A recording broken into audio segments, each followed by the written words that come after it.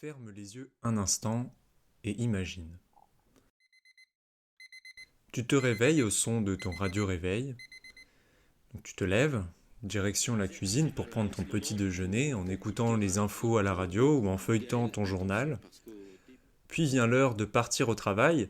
Donc tu allumes ton GPS qui est soigneusement accroché à un pare-brise pour pouvoir te guider jusqu'au bureau. Arrivé au boulot, c'est la catastrophe parce que tu réalises que tu as oublié ton classeur à la maison, ce qui te demande de faire demi-tour. Pendant la pause déjeuner, tu te poses avec tes collègues pour discuter un peu, puis enfin, la journée touche à sa fin, tu rentres chez toi, tu vérifies le courrier, et puis tu t'installes devant la télé pour regarder ton émission préférée qui s'appelle Qui veut gagner des millions. Enfin, tu vas aller dormir, juste avant tu prends un livre pour pouvoir te détendre. Maintenant, imagine une autre situation où cette fois-ci tu te réveilles et c'est l'alarme de ton iPhone qui te tire du lit.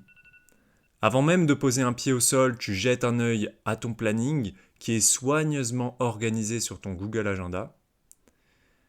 Aujourd'hui, pas de télétravail, donc tu vas au bureau. Avant de partir, tu vérifies bien que la Tesla est bien rechargée. Sur le trajet, Google Maps te guide. Et tiens, pendant que tu te laisses conduire, tu écoutes ce podcast.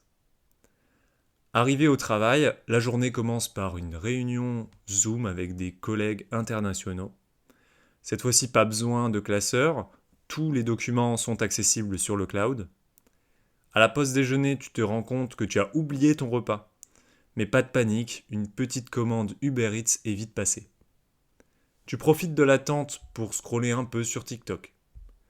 L'après-midi, ton poste te demande une tâche un peu répétitive, donc tu fais appel à ChatGPT pour gagner du temps et te concentrer sur d'autres priorités.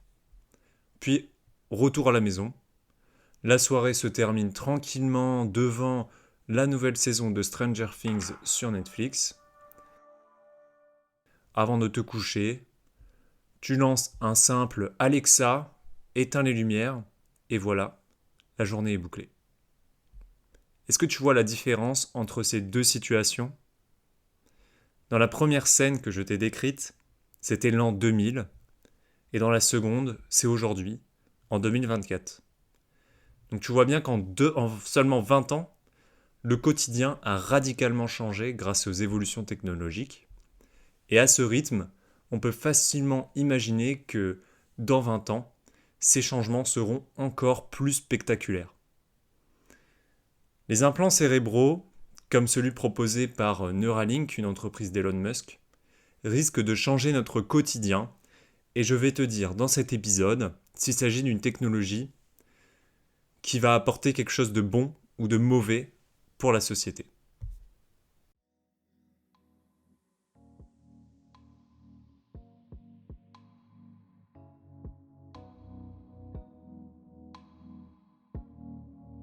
Bienvenue sur Nuance et Science, le podcast qui explore les mystères de la science et les dernières avancées médicales pour alimenter ta passion et enrichir tes connaissances. Je suis Gauthier, étudiant en médecine, et ton hôte pour cet épisode. Assure-toi de consulter la description pour accéder aux sources, découvrir les différents chapitres de l'épisode et participer à mon quiz. N'hésite pas à t'abonner et bien sûr à me laisser une évaluation de 5 étoiles si tu apprécies mon contenu.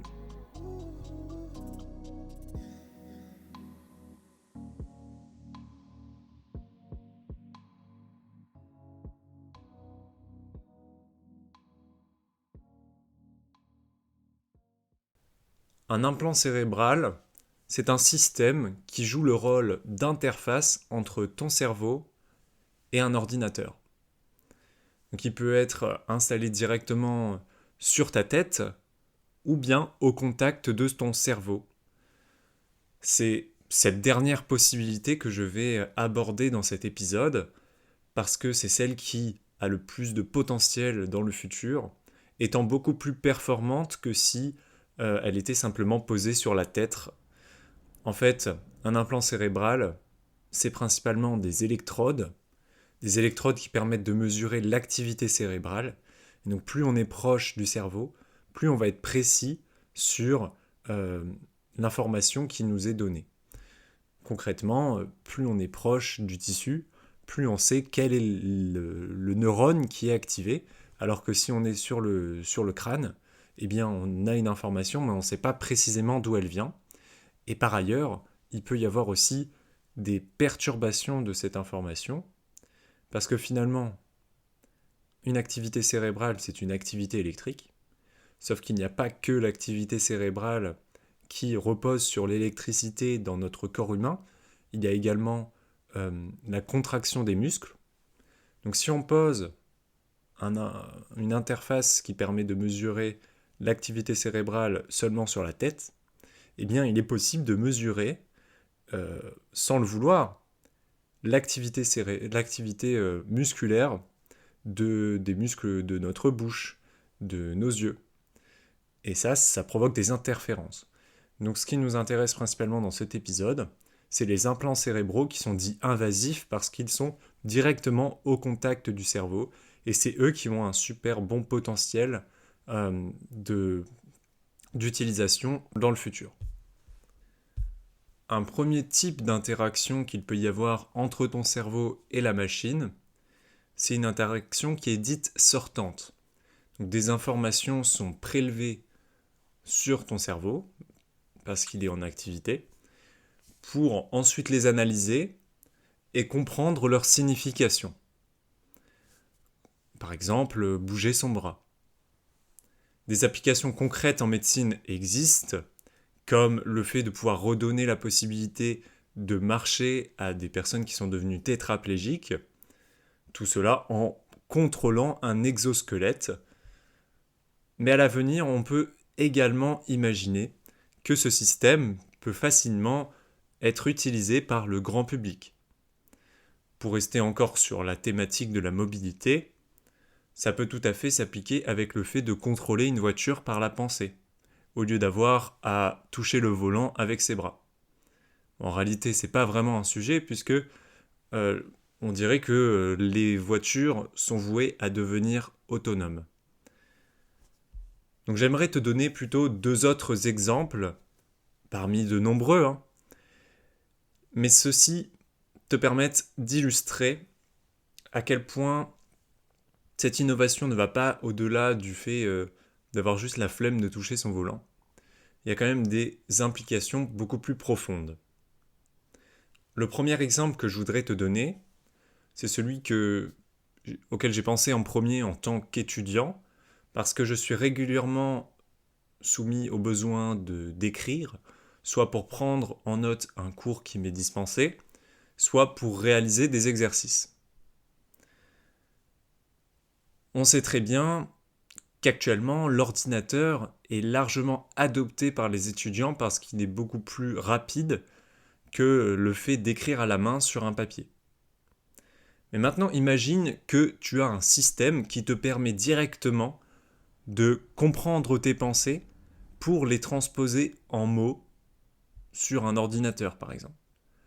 Ce serait à peu près 100 fois plus rapide que le fait d'écrire, même avec un clavier. Et ça rend beaucoup plus efficace l'apprentissage.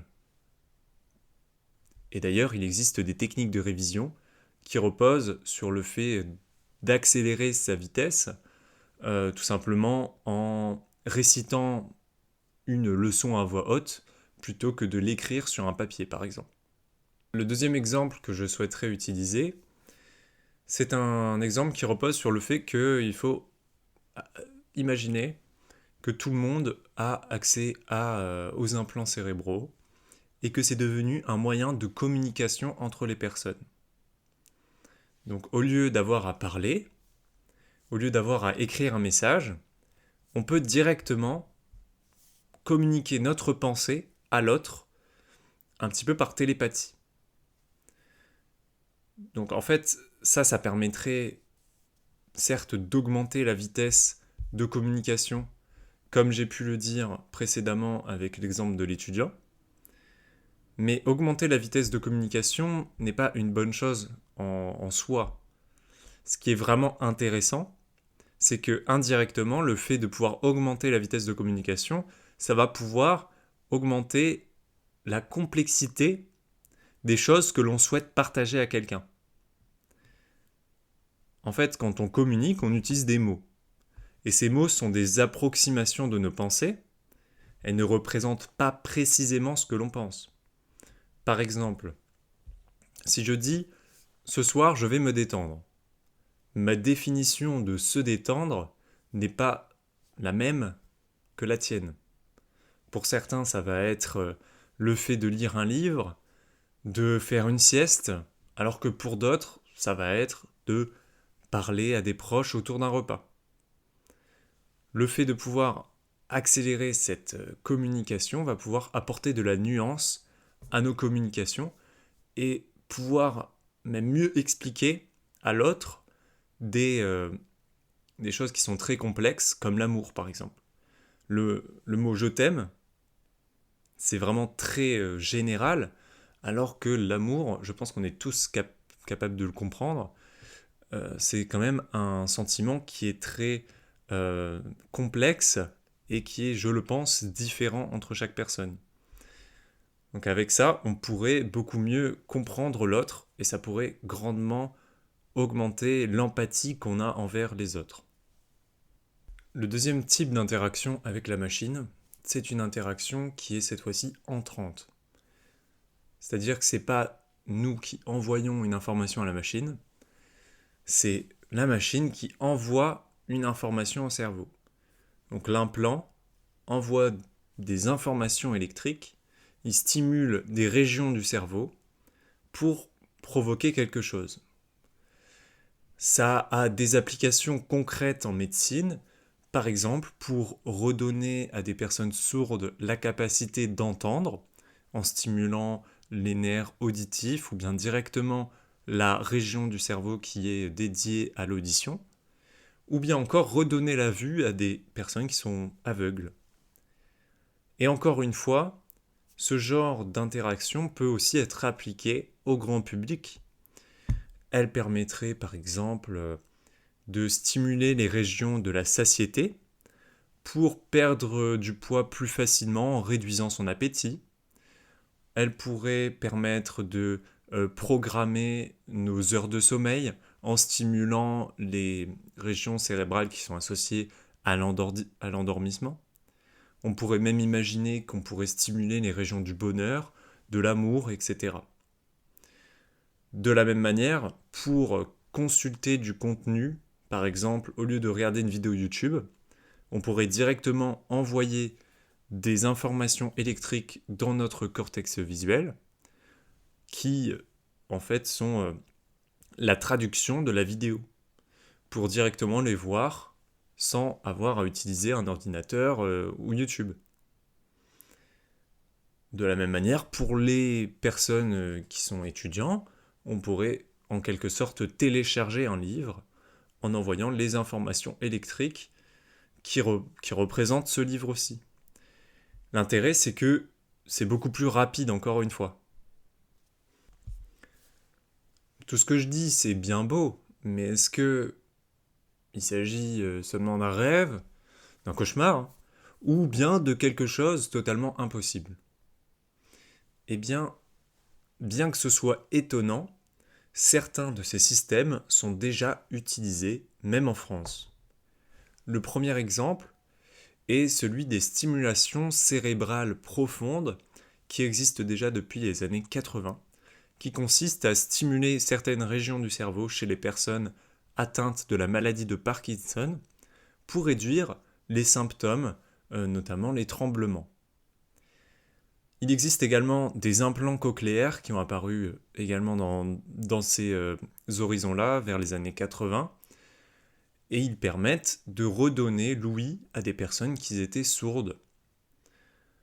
Et puis enfin, depuis les années 2000, on a commencé à voir émerger des systèmes qui permettaient par exemple à des personnes qui ont subi un AVC, c'est-à-dire un accident vasculaire cérébral, qui a lésé des régions du cerveau qui étaient associées à la communication,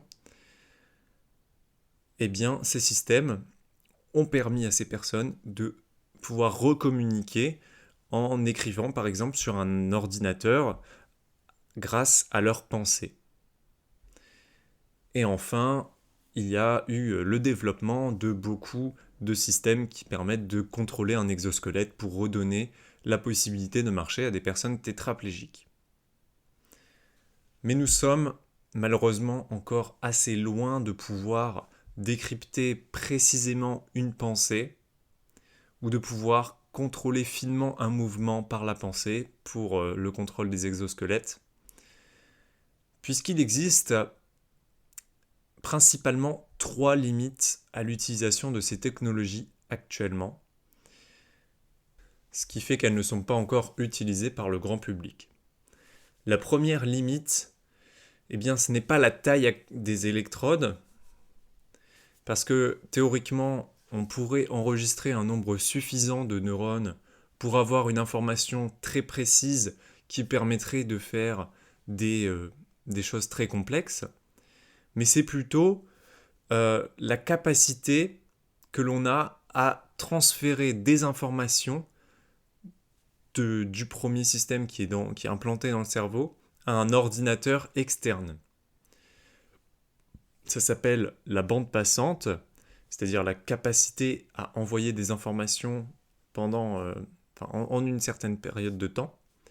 Elle est actuellement limitée, particulièrement pour les communications qui se font sans fil, ce qui en fait limite la vitesse à laquelle on peut faire quelque chose. Pourquoi on n'utilise pas un fil en fait finalement pour que la communication se fasse plus rapidement?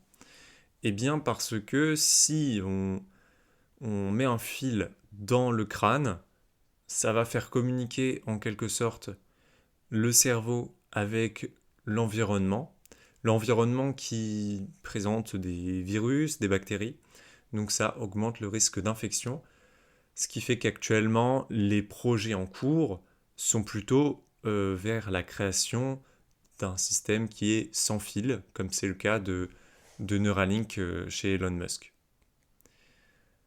Néanmoins, d'année en année, on arrive de plus en plus à pouvoir enregistrer des neurones en même temps et envoyer les informations. Et cette augmentation, ces améliorations technologiques forment une courbe exponentielle, ce qui fait que nous serons théoriquement capables d'enregistrer 1 million de neurones en même temps d'ici 80 ans.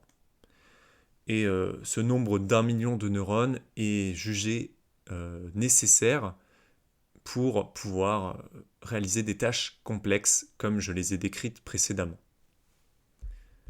Deuxièmement, la deuxième limite, c'est au niveau de l'implantation. L'opération pour implanter un tel système demande beaucoup de précision et d'argent.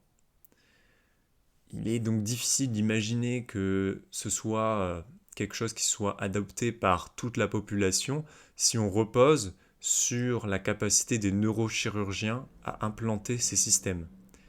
C'est pourquoi des entreprises comme celle d'Elon Musk se tournent plutôt vers la création de machines capables de faire l'opération pour que ce soit facilement utilisé à grande échelle.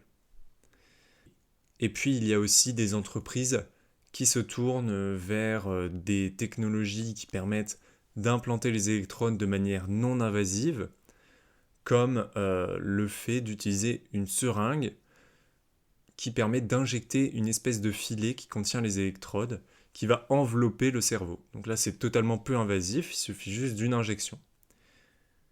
Mais tous ces systèmes restent encore en développement.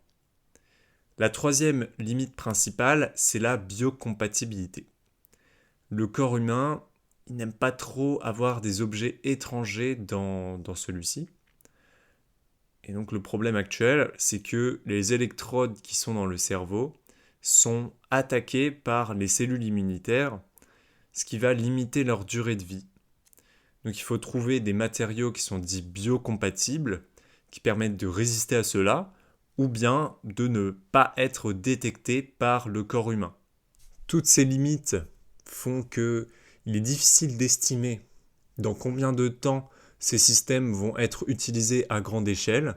Certains scientifiques disent dans une décennie, alors que d'autres sont plutôt vers dans 50 ans, voire que nous ne pourrons même pas le voir en fait de nos propres yeux.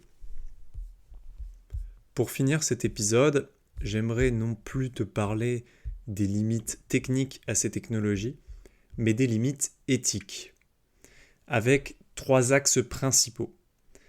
Le premier axe, c'est au niveau de notre responsabilité. Le second, c'est la remise en question de notre confidentialité. Le troisième, c'est de notre autonomie. Et le quatrième, c'est de notre santé mentale. Je vais t'expliquer ces 4 points plus précisément. Pour commencer, au niveau de notre responsabilité. Puisque le système devient un intermédiaire entre nous et le monde, par exemple, dans le cas du contrôle d'un exosquelette, eh bien imagine-toi que si dans ta tête, tu te dis que tu es en train de bouger un doigt, mais que tu n'es pas réellement en train de le faire. Puisque tu peux essayer actuellement. Dans ta tête, dis-toi, je bouge mon doigt, mais tu ne bouges pas ton doigt. Eh bien, comment la machine va interpréter ce signal ? Est-ce qu'il va faire bouger l'exosquelette ou non ? Cette question remet donc en question notre... c'est très mal formulé, désolé, mais ça remet en question notre responsabilité. Est-ce qu'on est responsable de ce mouvement-là ? Ensuite, on peut également imaginer quelque chose de plus grave, ce serait de la manipulation.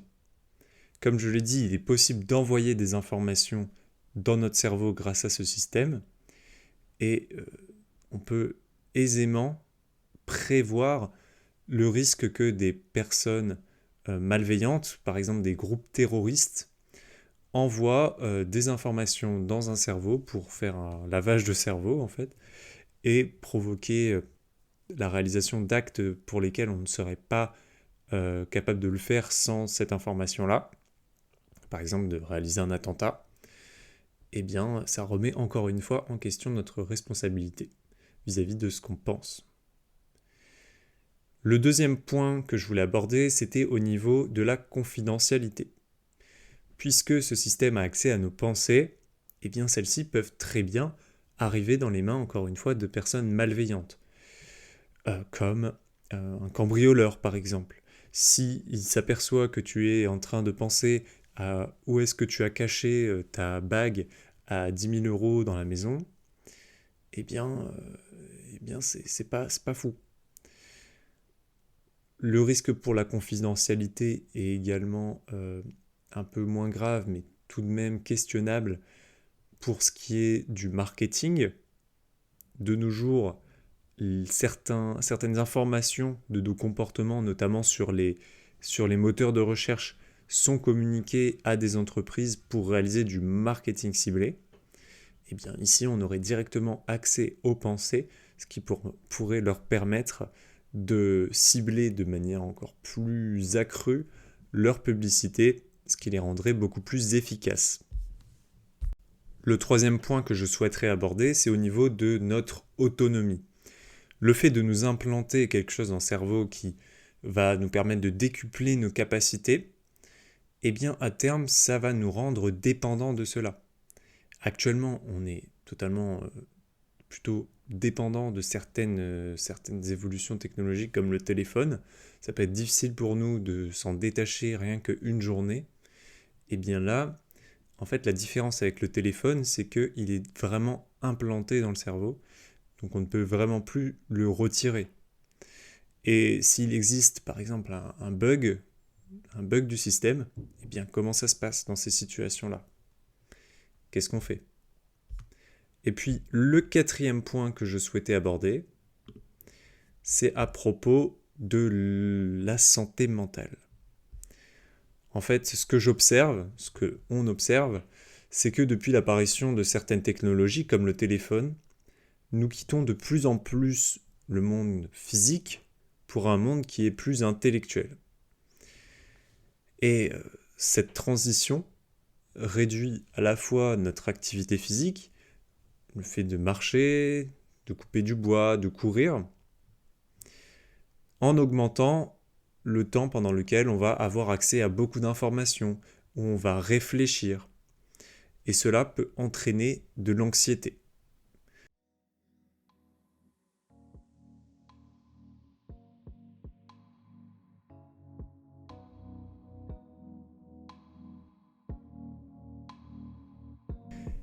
Mais seulement, je ne pense pas que tous ces arguments contre vont contrebalancer toutes les bonnes choses que cette technologie pourrait apporter et l'avis qu'on a de cela actuellement.